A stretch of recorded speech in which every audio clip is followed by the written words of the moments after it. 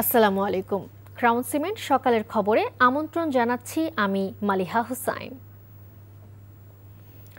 জুলাই আন্দোলনে হত্যার ঘটনায় সাবেক প্রধানমন্ত্রী শেখ হাসিনা, আসাদুজ্জামান খান কামাল ও চৌধুরী আব্দুল্লাহ আল মামুনের বিরুদ্ধে মানবতা বিরোধী অপরাধের মামলায় আজ সপ্তম দিনের মতো সাক্ষ্য গ্রহণ অনুষ্ঠিত হবে।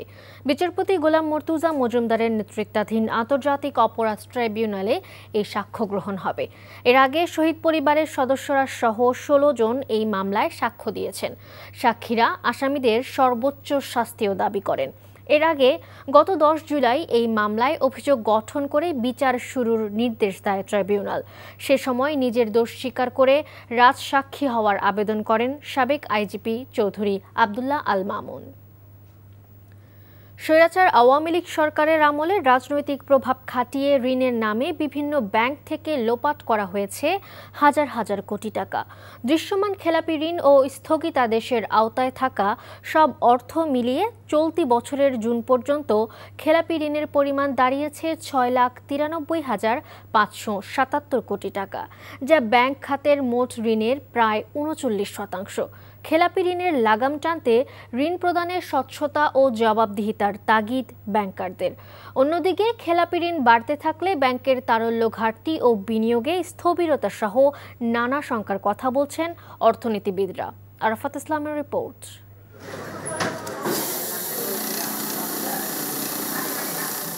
বাংলাদেশ ব্যাংকের তথ্য বলছে, চলতি বছরের জুন নাগাদ দৃশ্যমান খেলাপি ঋণের পরিমাণ দাঁড়িয়েছে ৫,৩০,৪২৮ কোটি টাকা, যা বিতরণ করা মোট ঋণের ২৭.৯%। অন্যদিকে আদালতের স্থগিতাদেশের আওতায় থাকা আরও ১,৬৩,০০০ কোটি টাকা খেলাপি ঋণ হিসেবে দেখানো যাচ্ছে না। সব মিলিয়ে মোট খেলাপি ঋণের পরিমাণ ৬,৯৩,৫৭৭ কোটি টাকা, যা ব্যাংক খাতের মোট ঋণের প্রায় ৩৯%। গত ৫ বছরের তথ্য বিশ্লেষণে দেখা যায়, খেলাপি ঋণ বৃদ্ধির হার ক্রমাগত বেড়েই চলেছে। ২০২১ সালে যেখানে খেলাপি ঋণের পরিমাণ ছিল মোট ঋণের ৭.৯৩%, সেখানে চলতি বছরের জুন শেষে তা দাঁড়িয়েছে ২৭.৯%। খেলাপি ঋণের পরিমাণ বাড়ার কারণ হিসেবে বিগত সরকারের মদতপুষ্ট ব্যবসায়ী ও রাজনীতিবিদদের জালিয়াতি সহ বেশ কিছু কারণের কথা বলছেন ব্যাংকাররা। ব্যাংকাররা খুবই অসন্তোষের মধ্যে ছিল যে বারবার নীতিমালা পরিবর্তন হচ্ছে এবং খেলাপিদেরকে ঠিক খেলাপি বলে ঘোষণা করা যাচ্ছে না।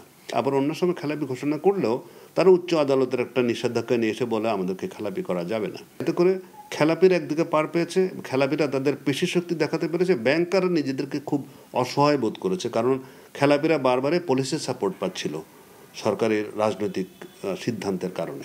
খেলাপির বাইরে যেগুলোকে আমি লুটপাটের লোন বলছি কিংবা বেনাপি ঋণ বলছি, সেগুলোকে ধরার ব্যবস্থা করতে হবে, সেগুলোকে ফেরত আনার জন্য চেষ্টা করার সাথে সাথে তার জন্য শাস্তির ব্যবস্থা করতে হবে।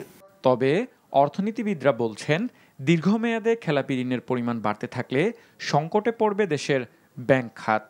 যদি এইভাবে এনপিএল বাড়তে থাকে তাহলে আরও নতুন নতুন ব্যাংক বসে যাবে। একটা তো হলো সেই ব্যাংকের ডিপোজিটারদের টাকা আটকে যাবে, কিন্তু রেস্ট অফ দ্য ব্যাংকিং সেক্টরে আতঙ্ক ছড়িয়ে যাবে, অনেকে ব্যাংক থেকে টাকা তুলে ফেলবে। তখন শিল্প বাণিজ্য খাতে এবং ইনক্লুডিং স্মল বিজনেস বা এগ্রিকালচার, ট্রেড ফাইন্যান্স, আমাদের যে ফাইন্যান্সিংয়ের প্রয়োজন সেটা ব্যাহত হয়ে ব্যবসা বাণিজ্য ব্যাহত হবে, বিনিয়োগ ব্যাহত হবে এবং আলটিমেটলি এমপ্লয়মেন্ট ব্যাহত হবে। এজন্য কেন্দ্রীয় ব্যাংকের স্বায়ত্তশাসনের পাশাপাশি সক্ষমতা বাড়ানোরও তাগিদ দেন তিনি। কেন্দ্রীয় ব্যাংকের যে নিজস্ব সক্ষমতা। আরাফাত ইসলাম, এনটিভি নিউজ, ঢাকা।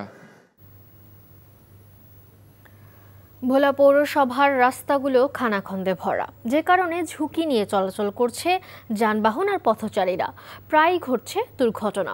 দ্রুত মেরামতের দাবি জানিয়েছে পৌরবাসীরা।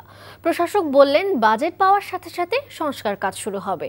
ভোলা থেকে আফজাল হোসেনের পাঠানো রিপোর্ট।